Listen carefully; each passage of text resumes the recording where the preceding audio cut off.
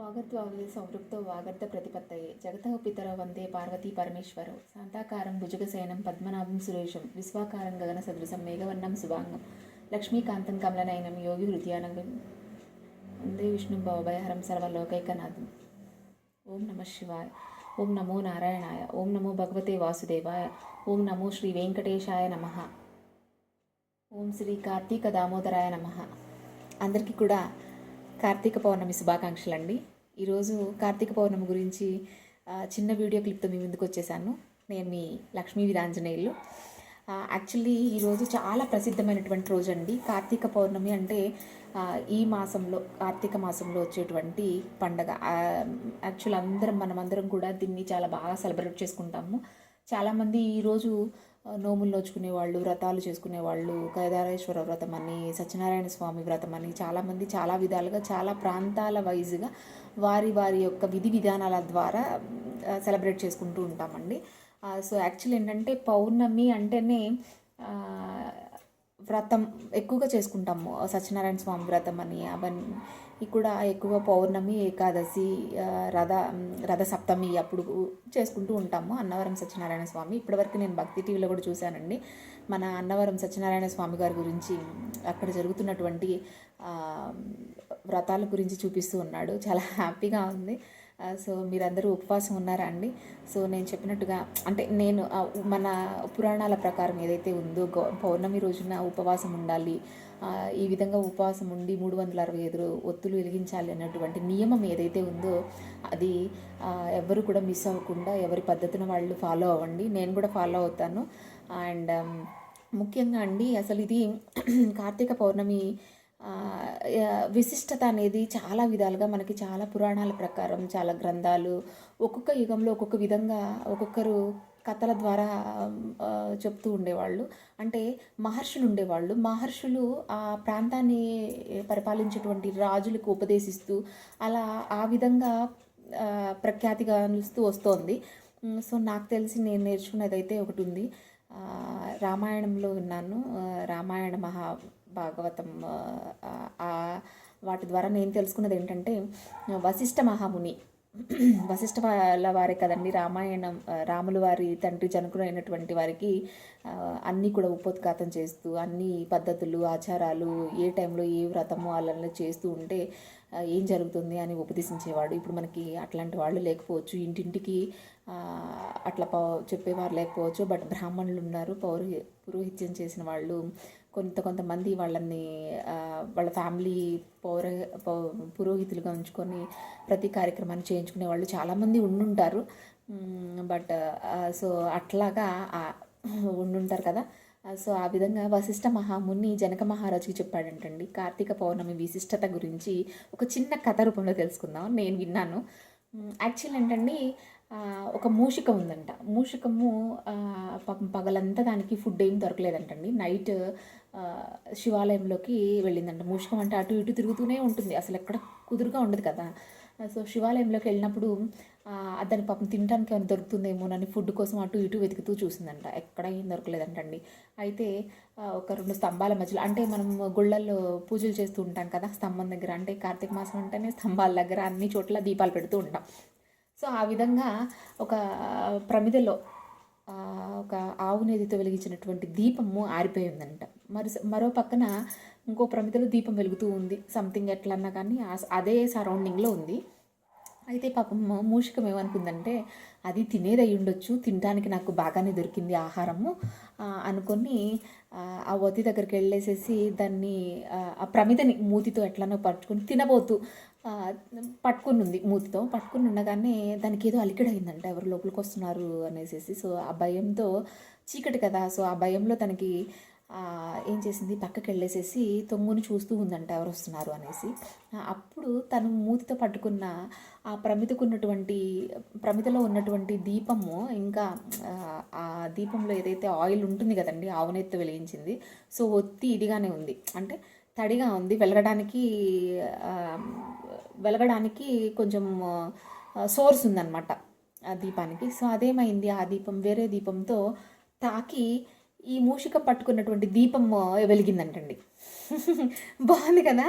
వెలిగినప్పుడు ఇక మూషికంకి భయం వేసిపోయి ఆ దీపాన్ని అక్కడ అలా పెట్టేసేసి ఇది తినేది కాదనుకొని బయటకు వచ్చేసిందంట. బయటకు వచ్చిన తర్వాత కొన్ని నిమిషాలకే తను మనిషిగా మారిందంటండి. సో అక్కడున్న జనమందరూ కూడా సడన్‌గా అంటే బయట జనాలు ఉంటారు కదండీ! జనమందరూ చూసి ఇతనేంటి మనిషిగా మారాడు, ఈ మనిషి ఇప్పటిదాకా లేరు, ఇక్కడికి ఎలా వచ్చారు అని అనుకుంటూ ఉంటే తనని తాను చూసుకొని అప్పటిదాకా మూషిక రూపంలోనే ఉంది అనుకుంది. అప్పుడు అందరూ అలా చూసే విధానాన్ని చూసుకొని నేను మనిషిని ఎలా అయ్యాను అనని ఒక్కసారిగా నిర్ఘాంతపోయిందంటండి. నిర్ఘాంతపోయి అక్కడే ఉన్నటువంటి బ్రాహ్మణుని అవి పాతకాలం కదండి, ఇది కూడా స్టోరీ చెప్తున్నారు కాబట్టి ఆ సరౌండింగ్లో బ్రహ్మర్షులు ఎవరన్నా ఉండుంటారు. ఉండినప్పుడు తనని అడిగితే నువ్వు పూర్వజన్మలో మనిషి రూపాన్ని ఎత్తాను, నేను మూషికాన్ని మనిషి రూపాన్ని ఎత్తాను కదా స్వామి, ఇది ఎలా వీలయ్యింది అని అడగంగానే అక్కడ ఉన్న బ్రాహ్మణులు సరౌండింగ్లో ఉన్న అతను నువ్వు పూర్వజన్మలో మనిషివి, నువ్వు రాజువి, రాజే అయి ఉండొచ్చు, రాజువి సంథింగ్ ఏదో చెప్పారు స్టోరీలో. రాజు అయి ఉండి సంపాదన అంతా సంపాదించేసుకొని దాచుకోవడము, నీ లోపాలకి నువ్వు ఖర్చు చేసుకోవడమే తప్ప నీకు తెలిసిన వాళ్ళకి దానం చేయటము లేదంటే భిక్షం వేయటము అలాంటివి చేయలేదు నువ్వు. అందుకని గత జన్మలో చేసిన పాపం ఏదైతే ఉందో దాని కారణంగా నువ్వు ఈ జన్మలో మూషికంగా పుట్టావు. సో ఇప్పుడు ఈ కార్తీక మాసంలో నీకు తెలిసి తెలియక దీపం పెట్టావు కాబట్టి సో అది ఆ పాప ఫలం అనేది నీకు విరమించేసి సో నీ మనిషి రూపాన్ని నువ్వు పొందగలిగావు నాయన అని చెప్పాడంట ఆ స్టోరీలో. ఆ స్టోరీని మన వశిష్ఠుల వారు జనకులకు చెప్పారండి. అలా క్రమేణ గ్రంథాల ప్రకారం కానివ్వండి, పురాణాల ప్రకారం కానివ్వండి, త్రేతాపరయుగం నుండి మన పార్వతీదేవికి కూడా ఇలాగే ఈ ఈ కేదారేశ్వర వ్రతం ఇలా చేస్తే ఇది పుణ్యం అని చెప్పేసి తనకి కూడా చెప్పడం జరిగింది. అట్లా తదనంతరంగా చెప్పుకుంటూ వస్తున్నారు. సో నేను ఈ ఉదాహరణ బాగుంది, పిల్లలకు కూడా చెప్పడానికి బాగుంటుంది అని చెప్పేసి థాట్తో నేను మీకు చెప్తున్నానండి. సో ఆ విధంగా మనము వశిష్ఠుల మహాముని అంటాం, మహర్షి వశిష్ఠ మహర్షి మహాముని అంటాం, తపస్సు చేసి ఆయన కూడా ఒక గురువు కదా. సో అట్లా చెప్పారు. సో ఎప్పటి నుంచో మన పాతకాలం నుంచి వస్తున్న అనాదిగా వస్తున్నటువంటి ఆచారం అండి ఇది. ఇది ఒక పండగ మనకి అందరికీ, హిందువులకు కూడాను. సో యాక్చువల్లీ దీన్ని దేవ దీపావళి అని కూడా పిలుస్తారంట. సో ఎందుకు దేవ దీపావళి అని పిలుస్తారంటే యాక్చువల్లీ మనకి మొన్ననే నవంబర్ 12th ఏకాదశి అయింది. సో దానికి ముందు దశమి నుంచే మనకి ఉపవాసం ఉండేవాళ్ళు, అంటే ఏకాదశి వ్రతాన్ని ఆచరించేవాళ్ళు, ఏకాదశి రోజు ఉపవాసం ఉండేవాళ్ళు దశమి నుంచి తినకుండా ఉండడం స్టార్ట్ చేస్తారు, దశమి నైట్ నుంచే. దీని గురించి ఏకాదశి రోజు నేను క్లుప్తంగా చెప్తాను. ఏకాదశి గురించి యాక్చువల్లీ మొన్న చేయాల్సిన వీడియో అండి ఏకాదశిది, నాకు కొంచెం బిజీ అవ్వడం వల్ల నేను చేయలేకపోయాను. బట్ ప్రతి నెల మనకి ఏకాదశి వస్తుంది, అందులో డెఫినెట్గా చెప్తాను, వాచ్ చేస్తూ ఉండండి నా ఛానల్ని. అండ్ అట్లా దశమి ఏకాదశి ద్వాదశి త్రయోదశి పౌర్ణిమ, సో 5 days అంటే దేవ దీపావళి. ఈ 5 రోజుల్ని బాగా ఏమంటాము దీపకాంతులతో ఎక్కువగా పూజిస్తూ ఉంటాను అనమాట. సో ఏకాదశి అంటే నేను నూతుల్లో పెట్టేసుకొని పూజలు చేసేస్తాను, దీపాలు పెట్టేసుకొని. సో దేవ దీపావళి అని కూడా అంటాము. సో ఈరోజు ఏంటంటే అండి, ఈ రోజనే కాదండి, దామోదరాష్టకము విష్ణుమూర్తిని ఈ మాసంలో దామోదరుడు అని పిలుచుకుని శ్రీ కార్తీక దామోదరాయ నమః అని అనుకుంటూ పూజ చేసుకుంటాం.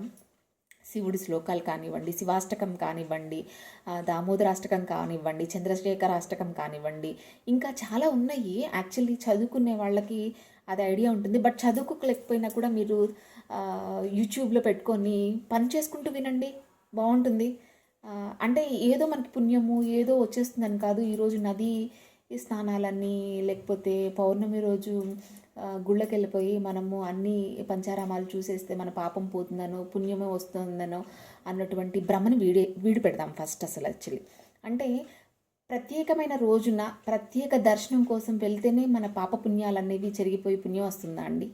నాకు వచ్చిన డౌట్ యాక్చువల్లీ. ఈ సందర్భంగా నేను మాట్లాడుతున్నాను కూడాను. సో ఈ విధంగా ఒక స్టోరీ ఒకటి ఉందండి, నేను రీసెంట్గా తెలుసుకున్న స్టోరీ. అంటే ఈరోజు ఎందుకంటే ఎక్కువగా ఇంట్లో పూజ చేసేసుకుంటాం, తులసిమ్మ దగ్గర పూజ చేసుకుంటాము, బయటకు వెళ్ళిపోతాము, గుళ్ళోకి వెళ్ళిపోతాం. గుళ్ళో ఎప్పుడూ లేనంత రద్దీ ఉంటుంది. అఫ్కోర్స్ అండి, మనం దైవ దర్శనం చేసుకోవాలి. ఇక్కడ మనకి దేవుడే జీవుడే దేవుడు, దేహమే దేవాలయం అని కూడా మనకి చెప్తూ ఉంటారు. మనం పాట రూపంలో విన్నాం. సో నేను అది కూడా గట్టిగా నమ్ముతానండి. మన దేహంలో ఉన్నటువంటి ఆత్మ ఏదైతే ఉందో అది సరిగా లేకపోతే మనం ఎన్ని పూజలు చేసినా, ఎన్ని వ్రతాలు చేసినా, ఎన్ని కుళ్ళు తిరిగినా కూడా మనకి ఫలితం దక్కదని నేను నమ్ముతానండి. సో ఈరోజు అట్లా చాలామంది నది స్నానాలని అట్లా అని ఇట్లా అని వెళ్ళిపోతూ ఉంటారు. బట్ నేను అవన్నీ చేయలేనండి. ఇదివరకు చేసేదాన్ని, ఇప్పుడు నాకు 2 పిల్లల ద్వారా నేను చేయలేకపోతున్నాను. నిజంగా మనం తినే తిండి బట్టి కావచ్చు, ఇంకేదైనా కావచ్చు. సో నేను చేయలేను. మిమ్మల్ని చేయొద్దు అని అన్నాను, చేయండి. మనం నది స్నానానికి వెళ్ళినప్పుడు నదిలో మునగంగానే మన పాపాలు పోతాయా? నా డౌట్. సముద్ర స్నానానికి వెళ్ళంగానే సముద్ర తీరాన సముద్రంలో మునిగేసి వచ్చి బయటకు వచ్చి దీపం పెట్టంగానే మనకు పుణ్యం వచ్చేస్తుందా అని నాకు చాలా ఆలోచన అండి. నాకే ఎందుకు కలుగుతుందో నాకు అర్థం కావట్లేదు. వేల మంది, లక్షల మంది ఇప్పుడు యాక్చువల్ ఏంటంటే నదీ స్నానాలకు వెళ్ళిన స్కిన్ డిజీజెస్ వస్తున్నాయి. అందరూ ఏ విధంగా ఉంటారో తెలీదు. అందరూ వచ్చి మునిగేస్తారు. మునిగేయటం అవసరమా అన్నటువంటి, మునగకపోతే ఏమి కాదా అన్నటువంటి సందేహం నాకు చాలా బాగా ఉంది. సో మీకు కూడా ఉందో ఏమో నాకు తెలీదు. సో నేనైతే ఇంట్లోనే నాకు చేయగలిగినంత వరకు నా శక్తి మీర నేను ప్రార్థించుకుంటూ వాటర్లో కొంచెం లైట్గా పసుపు వేసుకొని అది మార్నింగ్ చేయగలిగితే ఎర్లీ మార్నింగ్ లేచి చేస్తాను. బ్రహ్మ ముహూర్తంలో లేచి చేయగల శక్తి మీకు ఉంటే మీ అంత అదృష్టవంతులు ఎవరు లేరండి. అలాగే చేయండి. నేనైతే మా ఇంట్లో వాటర్లో ఈవెన్ మార్నింగ్ కానీ ఈవినింగ్ కానీ చన్నీళ్ళే చేస్తున్నాను, హాట్ వాటర్ చేయట్లేదు. కుదిరితే వీలైనంత పసుపు వేసుకొని గంగేచ యమునేచ గోదావరి సరస్వతి నర్మదే కావేరి జలేస్మిన్ సన్నిధిం కురు అని దండం పెట్టుకొని స్నానం చేస్తున్నానండి. గంగా స్నానం చేసినట్టుగా. ఇది నా అలవాటు, మీ అలవాటు ఏంటో నేను చెప్పలేను. సో ఇప్పుడు మళ్ళీ వస్తే మనం గుళ్ళకి వెళ్ళిపోతున్నాము, అన్నీ వెలిగించేస్తున్నాము, అన్ని దీపాలు 365 రోజులు పెట్టేస్తున్నాము. యాక్చువల్ అండి ఈరోజు 365 ఒత్తులు వెలిగించాలనేది నియమం. ఎందుకు వెలిగించాలనేది కూడా మీ అందరికీ తెలుసు, నేను ప్రత్యేకించి చెప్పనవసరం లేదు. బట్ మనం ఏం చేసేస్తున్నాం, గుడికి వెళ్ళి ప్రతి సోమవారం వచ్చిందంటే గుడికి వెళ్ళిపోతున్నాం, శివాలయము వెళ్ళిపోతున్నాము. 365 ఒత్తులు నా పేరు వెలిగిస్తున్నాను, మా హస్బెండ్ పేరు వెలిగిస్తాము, ఇంకా ఇతరత్ర అట్లా 5-6 కట్టలు వెలిగించేస్తున్నాం. మళ్ళీ ఏకాదశి రాగానే గుడికి వెళ్ళిపోతున్నాం, మళ్ళీ 365 ఒత్తులు ఆవు నేతులు వేసి వెలిగించేస్తున్నాం. మళ్ళీ అట్లా అనేసి ప్రతిసారి 300, ప్రతి మండే ప్రతి సాటర్డే కార్తీక మాసంలోనే 365 ఒత్తులు. నెలలో 4 రోజులు ఉంటాయి, 4 వారాల్లో 4 రోజులు, 4 సోమవారాలు, 4 అట్లా అన్నీ వెలిగించడం అవసరం అంటారా? భక్తి మనల్ని సన్మార్గంలో నడిపించాలండి. సో మన భక్తి మనల్ని ఏం చేస్తోంది మీరు ఒకసారి ఆలోచించండి. నేనైతే కార్తీక పౌర్ణమి కానీ, కార్తీక పౌర్ణమి కుదరని పక్షాన ఏకాదశిన కానీ, ఏకాదశి కుదరని పక్షాన అంటే మనకి నెలలో అన్ని రోజులు ఆడవాళ్ళకి కుదరవు. సో ఆ సమస్య మీకు తెలుసు. సో కుదిరినప్పుడు, కుదిరితే దానంత అదృష్టం లేదు, ఈసారి నాకు కుదిరింది. సో ఈ పౌర్ణమి రోజున ఓన్లీ ఒక్కసారి మాత్రమే నేను 365 ఒత్తులు మా హస్బెండ్ ఉంటే తనతో పాటు గుడిలో వెలిగించడము, లేదా నా తులసి కొట్టలోనే, నా తులసి దగ్గరే దేవుడు ఉన్నాడు అనుకొని మా తులసి కొట్టలోనే నేను వెలిగించడం చేస్తానండి. వీలైతే మా హస్బెండ్ని కూడా తీసుకెళ్తాను గుడికి, తన చేత వెలిగిస్తాను. అంతకుమించి నేను ప్రతిసారి 365 ఒత్తులు వెలిగించనండి. ఇంట్లో ఏ విధంగా పూజ చేసుకుంటానో అదే విధంగా గుళ్ళోకి వెళ్ళేసేసి దీపం పెట్టేసి నేను ఇంటికి వచ్చేస్తాను. సో నేను చేసే పద్ధతి అయితే అది. సో ఈ విధంగా నేను ఒక కథ చెప్పాలనుకుంటున్నాను. మనం గుడికి వెళ్ళిపోయి పుణ్యము పాపము గురించి మాట్లాడుకుంటున్నాం కాబట్టి, మరి ఒకరోజు అంటండి ఇలానే ఏకాదశి అయి ఉండొచ్చు, పౌర్ణమి అయి ఉండొచ్చు, ఇంకేదైనా అయి ఉండొచ్చు. ఒక ఆవిడ నడుచుకుంటూ వెళ్తోందంట. అంటే తన ఇంట్లో పెట్టిన పిండి దీపాలని కానీ, అట్టుని కానీ తనకి ఎక్కువైపోయి ఉండొచ్చు. బట్ ఏదన్నా కానీ సంచిలో వేసుకొని కాలువలో కలపడానికి ఎలాగో వెళ్తూ ఉందంట. వెళ్తూ ఉంటే మనకి గోమాత కనిపించిందంట తనకి. అయితే గోవుకి పెట్టడానికి ట్రై చేస్తే గోవు అస్సలు తినలేదంటండి. గోమాత అస్సలు ముట్టుకోలేదంట. తన కోపం వచ్చేసి కర్ర తీసుకొని ఎట్లా బాది పెట్టపోయినా కూడా గోమాత ఏం చేసింది, తన కొమ్ములతో బాగా విదిలించేసేసి ఆమెను భయపెట్టేసి వచ్చేసిందంట. వచ్చేసినప్పుడు పక్కన ఎద్దు మన నందీశ్వరుడు గోమాతను అడిగాడంట, ఏంటి అసలే ఆహారం దొరకడం లేదు నీకు, ఆవిడ అన్ని పళ్ళు అట్లు అవన్నీ పెడుతుంటే నువ్వు తినకుండా ఎందుకు వచ్చేసావు అనేసి నందీశ్వరుడు గోమాతని అడిగాడంటండి. వాళ్ళిద్దరి మధ్య సంభాషణ. అలా అడిగినప్పుడు తను చెప్పిందంట, విడిగా ఉన్న రోజుల్లో నన్ను ఎవ్వరు పలకరించరు, దగ్గరికి వెళ్ళాము ఏమైనా పెడతారని ఆశిస్తూ వెళ్తే కర్రతో కొట్టి తరిమేస్తుంటారు. ఈరోజు ప్రత్యేక దినం కాబట్టి నాకు ఆ పండు ఫలము ఏదో పెట్టాలనిపించి పెడుతుంది తప్ప తను మనసుకి పెట్టాలి, నిజంగా గోమాతకి పెట్టాలి అన్న ఉద్దేశంతో పెట్టలేదు. సో నేను అందుకే తీసుకోలేదు నందీశ్వర అని చెప్పిందంట. అబ్బా! ఎంత బావుందండి. నిజంగా, నిజంగా ఒక్కసారి ఆలోచిద్దామండి. మనము అసలు పుణ్య కార్యములు భక్తి ఏం చెప్తుంది? మనమేం చేస్తున్నాము? మనం ఎలా బిహేవ్ చేస్తున్నామండి? ఈ రోజున గోవుల్ని కూడా అదొక బిజినెస్ అయిపోయిందండి. గోవుల్ని తీసుకొని దేవాలయాల దగ్గర అక్కడ ఇక్కడ వాళ్ళు గోమాత అండి అని పసుపు బొట్లు పెట్టించేసి అది చేయించి చేయించేసి డబ్బులు తీసుకోవడం చేస్తున్నారు. ఈవెన్ దో నేను కూడా ఇస్తున్నాను. అట్లా చూడంగానే మనకు ఆ ఫీల్, అరే రే గోమాత ఫుడ్డుకు ఉంటుంది కదా అని మనం ఇస్తున్నాం. వాళ్ళు నిజంగా గోమాతకి గడ్డి పెడుతున్నారో లేదో నాకు తెలియదు, కానీ అక్కడ అయితే గోవులు పూలదండలు కూడా తినేస్తున్నాయండి. ఆకుకోసి తింటాయి పాపం. వాటి ఆకలికి అవి అలా తింటున్నాయి. వీళ్ళు మనం ఇచ్చే డబ్బుల్ని గడ్డి పెడుతున్నారో లేదో కానీ దయచేసి నా విన్నపం అండి, గో సంరక్షణార్థం చాలా ఉన్నాయి. తెలియకపోయినా ఇక్కడ నుంచి మనం మారి నేనైతే ఇది డిసైడ్ అయ్యాను. డబ్బులు ఇవ్వద్దు, అలా తిరిగే వాళ్ళకు కూడా డబ్బులు ఇవ్వద్దు. వీళ్ళైతే ఫుడ్ కల్పిద్దాం అప్పటికప్పుడు గోవుకి కానివ్వండి, లేదంటే గో సంరక్షణశాలకి మనం దగ్గరుండి తీసుకెళ్ళి ఆ గోవుల్ని అక్కడ వదిలేయిద్దాం. అండ్ ఇంకొకటి ఈ సందర్భంగా నేను చెప్పదలుచుకుంది ఏంటంటే, మనము ప్రతి పండక్కి ఎంతో కొంత కానుకని దక్షిణని మనం దేవుడి దగ్గర పెడుతూ ఉంటాం. అవి అనేది కుండీల్లో నేనైతే ఇలా ఫాలో అవుతానండి. సో ఇట్లాగా దేవుడి దక్షిణ కుండీ అనేది ఇలా ఫాలో అవుతాను. సో ఇందులో వేస్తున్నాము. అంతకుముందు నేను తీసుకెళ్ళి ఇది హుండీలో అనుకునేదాన్ని. అలాగే చెప్పారు యాక్చువల్లీ హుండీలో వేయాలి అనేసి. బట్ ఈ హుండీలో వేసినా కూడా ఇప్పుడు జరుగుతున్నటువంటి దీనివల్ల నాకు హుండీలో కూడా వేయాలనిపించట్లేదు. అంటే దేవుడికే యూజ్ చేస్తున్నాడు అన్నటువంటి నమ్మకం నాకు రావట్లేదు. సో వీటిని గోశాల వాళ్ళకి ఇద్దామని నాకు తోచిందండి. సో నేను ఇందులో వేసినటువంటి ప్రతి రూపాయిని కూడా గో సంరక్షణార్థం ఉపయోగిద్దామని చెప్పేసి నేను డిసైడ్ అయ్యాను. సో మీకు నచ్చుంటే మీరు ఫాలో అవ్వండి, మీ తోటి వాళ్ళకు కూడా చెప్పండి ఈ మెసేజ్ని. అండ్ సో ఇది అండి ఈ చిన్న విషయము ఇలాగా ఈ విధంగా ఈ సందర్భంలో మీతో షేర్ చేసుకుంటున్నందుకు నాకు చాలా సంతోషంగా ఉంది. అండ్ ఇంకోటండి, ఇది నా పర్సనల్ అయ్యి ఉండొచ్చు, బట్ ఏంటంటే సందర్భం ఇది కాబట్టి చెప్తున్నానండి. మీకు చాలాసార్లు చెప్పాను, నాకు పూజలు చేసుకోవడం, వ్రతాలు చేసుకోవడం అనేది నాకు ఆఫ్టర్ మ్యారేజే తెలిసింది. బిఫోర్ మ్యారేజ్ నాకు తెలియలేదు. మా మదర్ మాకు నేర్పించలేదండి. సో ఓన్లీ మా మదర్ చేసేది ఏంటంటే, కార్తీక మాసంలో ఓన్లీ పౌర్ణిమ రోజు, లేదంటే పౌర్ణమినే ప్రసిద్ధి మా ఊరు సైడ్. మా ఊరు మా ఫ్యామిలీ అంతా కూడా నేను మీకు చెప్తాను. ఇంట్రడ్యూక్షన్ అనేది, సెల్ఫ్ ఇంట్రడక్షన్ అనేది ఒకరోజు చెప్తాను, బట్ ఇక్కడ ఈ సందర్భంలో చెప్తున్నానండి. తను మా మదర్ పౌర్ణమి రోజు మాత్రమే వెళ్ళి 365 ఒత్తులు వెలిగించి పొద్దున్నే లేచి స్నానం చేసి తెల్లవారుజామున బ్రహ్మముహూర్తంలో లేచి, ఏనాడు మా మమ్మీ దీపం పెట్టలేదండి. పండగలు వస్తే కూడా మేము ఆ రోజే పూజ చేసుకునే వాళ్ళము. నిత్యం దీపారాధన అనేది మా అమ్మకు తెలియదు, మేము చేయలేదు కూడాను యాక్చువల్గా. సో అట్లాగా మమ్మల్ని పౌర్ణమి రోజు తీసుకెళ్ళి గుడికి, దేవాలయం, శివాలయానికి కంపల్సరీ, శివాలయం విష్ణాలయం అని ఉండేవి. మాది పెరవలి వెళ్ళేవాళ్ళం. మా ఊళ్ళో ఇప్పటికి కూడా శివాలయం లేదు. సో ఎవరైనా సంకల్పించుకొని కడితే శివాలయం బాగుంటుంది. ఆఫ్కోర్స్ అది కూడా వ్యూ కూడా ఉంది, బట్ మేము నడుచుకుంటూ వెళ్ళేవాళ్ళం. అది కూడా చిన్నతనంలో భలే ఉండేదిలేండి. ఆ వ్యూ అన్నీ చెప్తాను మీకు. సో అలా వెళ్ళి దీపం పెట్టేవాళ్ళం తప్ప విడిగా అయితే మేము పొద్దున్నే లేచి స్నానాలని అలా చేయలేదు. బట్ అలా చేయకపోయినా మా మదర్ ఒకటే చేశారండి. ఏంటంటే తను ఇలాగా బయట ఆడుకునే వాళ్ళకి, గుడి దగ్గర ఉండే వాళ్ళకి, భిక్ష ఎత్తుకోవడానికి వచ్చే వాళ్ళకి లేదు అన్నట్టుగా బాగా, అంటే ఏమంటాము, నిండుగా పెట్టేది. ఏది పెట్టినా కూడా మనం ఇంటికి చుట్టాలు వస్తే నిండుగా పెట్టడం అనేది మా మమ్మీ అట్లా పెట్టేది. ఎందుకంటే అండి మా మమ్మీ లేరు, కాలం చేసి 7 years అవుతుంది. కార్తీక మాసంలోనే చనిపోయారండి మా మదరు. సో అంటుంటారు కదా,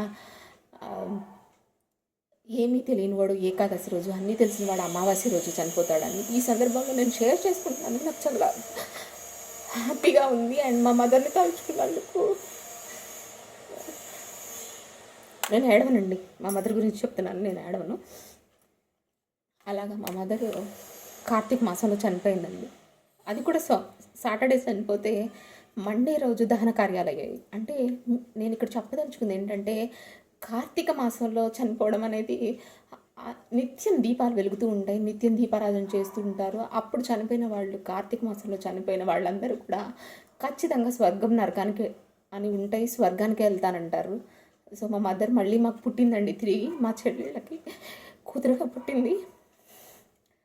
సో ఈ విధంగా నేను, మా మమ్మీ ఇన్ని పూజలు, ఇన్ని వ్రతాలు చేయలేదు, బట్ తను చేసిందల్లా నలుగురు కూతుళ్ళమైన మమ్మల్ని మా తమ్ముడిని చదివించింది. మాకు ఎటువంటి లోపం ఉండకూడదని చదువు ఉండాలి అని చదివించిందండి. సో నా చదివేంటి, మా చెల్లెళ్ళ చదివేంటి, మేము ఎలా ఉన్నామనేది కూడా వీడియో చేస్తాము.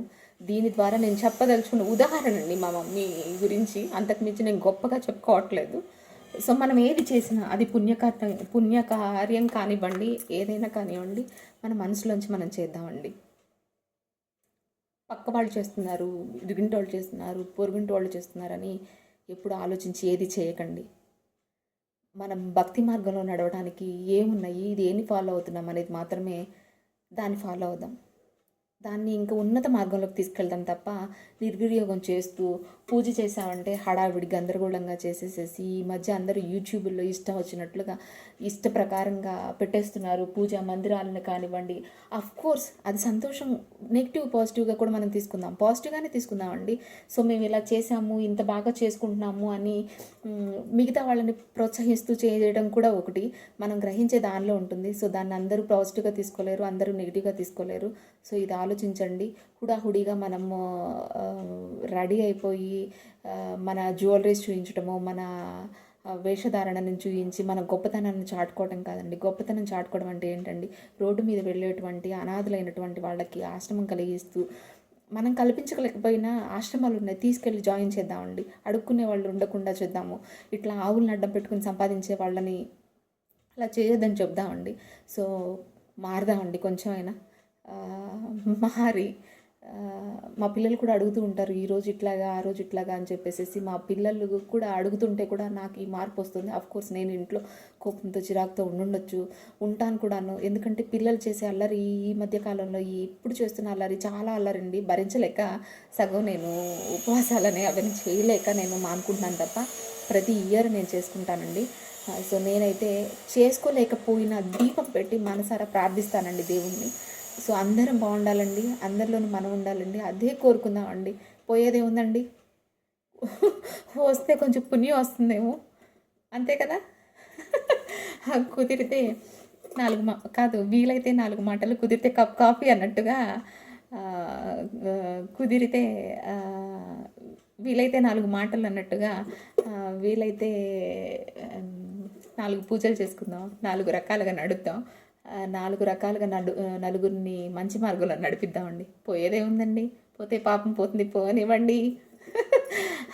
ఇంతటితో నేను ఈరోజు కార్తీక పౌర్ణమిని ఇంకేమన్నా మర్చిపోయి ఉండొచ్చేమో బహుశా. సో ఈ విధంగా కార్తీక పౌర్ణమి అని గొప్పగా విశేషంగా ఈ విషయంగా ఇన్ని గాథలు ఇది అని నేను చెప్పలేకపోయి ఉండొచ్చు. బట్ నా వ్యూస్ని ఈ కొంత సమయం అయినా మీతో షేర్ చేసుకోగలిగినందుకు, ఈ విధంగా మా అమ్మని కూడా నేను తలుచుకున్నందుకు నాకు చాలా హ్యాపీగా ఉంది.